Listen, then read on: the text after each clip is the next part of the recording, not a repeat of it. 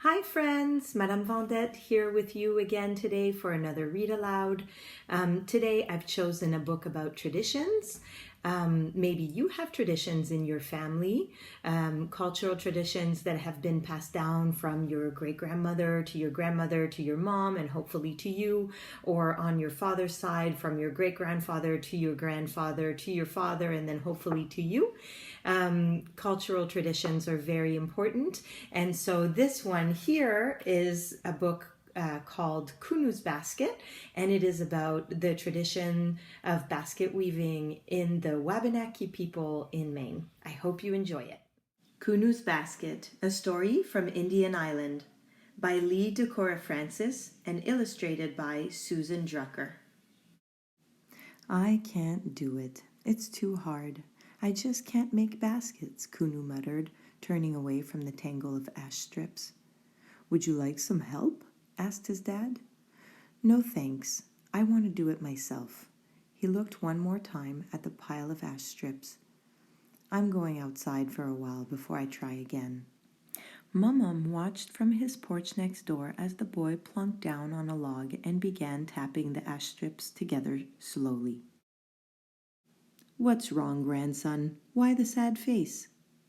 Well, I just want to make baskets like you and my dad. I keep trying, but I can't do it. Mum smiled. All the men in the family made baskets. It was something that they were known for on the island.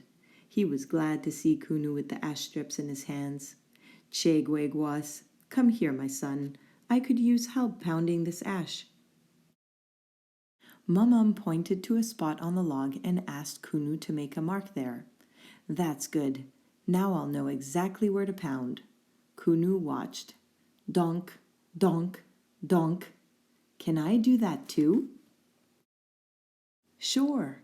Hold the axe like this and pound right where you marked it. Kunu swung and missed the spot twice. He looked at his grandfather. You just need practice. Try again. This time, Kunu hit the mark with an echoing donk. Look, Gwas, these strips are already pounded. You can help me pull them. Kunu pulled the strips back carefully. Great work, Gwas. After a short rest, Mum asked Kunu to go with him to the workshop. I have to start a few new basket bottoms. Do you think you could help me with them? Sure, Kunu nodded and followed his grandfather. Kunu sat at the table and waited while Mum gathered the supplies they would need. Mum showed Kunu the way to make the bottom for the basket. It's important to have a strong base. You want it just right, or your whole basket will be weak. But when Kunu tried to set up the ash strips, they kept slipping out of place. Mum made it look so easy. This isn't working. Mum looked up from his own work and pointed to something in the corner of the room. See that basket over there by the shelves? That is my first pack basket. I made it when I was about your age. Can you guess how many tries it took for me to get the bottom just right? Kunu shook his head. 7 tries. Take your time, Gwas, and try again. Here in this page we see illustrations of Kunu taking his time, 7 tries to make the bottom of his first basket just perfect. There, that looks good, said Mum. I did it, Kunu whispered. Next, Mum showed how to set the block of wood on the base. This is the block that will help your basket take on the right shape, he explained. I used this one to make my first basket. Kunu looked over at the little basket in the corner and smiled. That's enough for now, his grandfather said. Let's have lunch. We can start weaving tomorrow. The next day, Mum showed Kunu how to slip ash strips back and forth among the upright strips called standards. Take your time, Gwas. You want it just right. Kunu was very excited. He started to weave as fast as he could. But then, when he stood back to look at his work, he got very quiet. This doesn't look right. Mum said nothing, but pointed at the pack basket in the corner. 7 tries? Asked Kunu. 7 tries, Mumum answered with a wink. Kunu took a deep breath and started over, more slowly this time. With each woven strip, he could feel his basket getting stronger. Mumum, I think this might be strong enough to hold all my things. You might be right, his grandfather replied.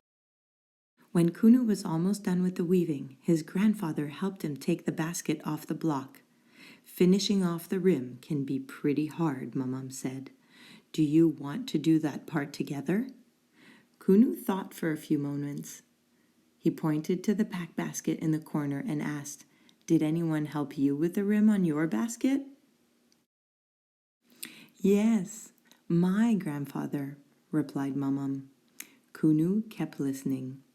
Basket making is something that the sons in our family have learned from our fathers and grandfathers going back a long, long way. My grandfather taught me how to do the rim just as I'll show you. Guas, now you are done. All you need are the straps, and I think I know where you can get some.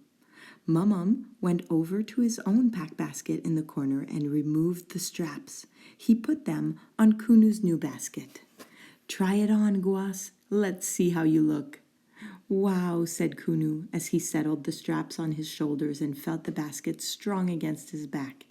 Kunu hugged his grandfather. Thank you, Mumum. Thank you, grandson. Run home now and show your dad. Mumum watched the new pack bounce on his grandson's back as he skipped through the yard. He smiled as he heard Kunu shout, I did it, Dad! I really did it! I made a basket! Now, wasn't that a beautiful story, my friends? I really loved how Kunu and his grandfather bonded over sharing the tradition of making the ash baskets. Now, I used to live in Maine, so I have my very own ash basket, and I really love using it for going in the forest and finding wildflowers or special treasures in nature, like special types of feathers and things like that. So I love bringing my basket with me when I go walking on a hike in the Blue Hills. Do you have special traditions in your family that you'd like to share? You can add them to the comments. Thank you. Bye, my friends. Till next time. Here are the author's notes. Basket making is an important tradition in the Penobscot Indian Nation. It is an art my people have practiced for generations upon generations.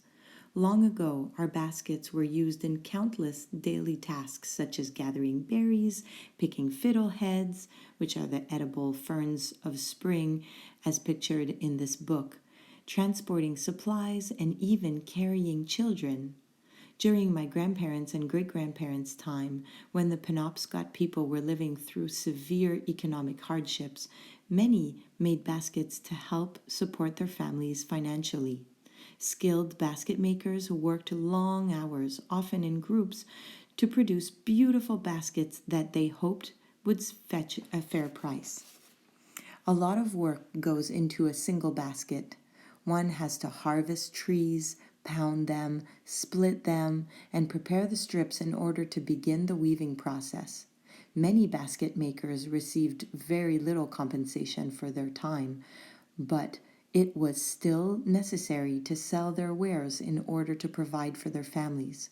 Some traveled along the coast of Maine during the summer, often visiting the same locations year after year to sell baskets to tourists. In the fall, they returned home to begin making baskets for the next season. Today, skilled basket makers showcase their work at museums and events in Maine and across the country. This knowledge has given many of my people opportunities to support their families, but more importantly, it provides a pathway for passing our traditions from one generation to another. This is why Kunu's basket is a story that needed to be told. When I started writing Kunu's basket, I wanted to pay tribute to this art that supported so many people, including my own family. I also wanted to share a glimpse of the Penobscot people with others, but what I wanted most was to capture the bonds that often exist between our youth and elders. I wanted to share the relationships that I have known and experienced as a way to honor people who have been special in my life. My hope is that while you read this story, it will remind you of someone special in yours. On these 2 pages, you will find a map of Indian Island in Maine and some notes about the author and illustrator.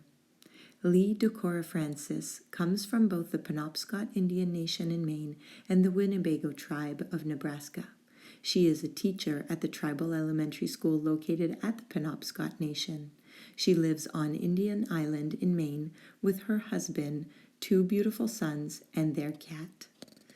Susan Drucker has loved drawing and painting since she was a child. An illustrator and artist, she lives with her husband in Bodenham in Maine and has 2 grown children. She is thankful to have had the opportunity to learn about the Penobscot Indians while working on this book.